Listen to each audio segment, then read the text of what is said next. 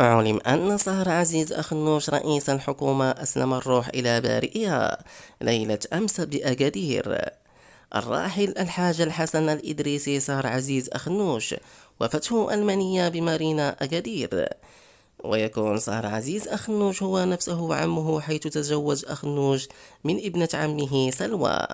ويعد الراحل من أكبر رجال الأعمال، حيث كان أول من امتهن تجارة الشاي بالمملكة المغربية.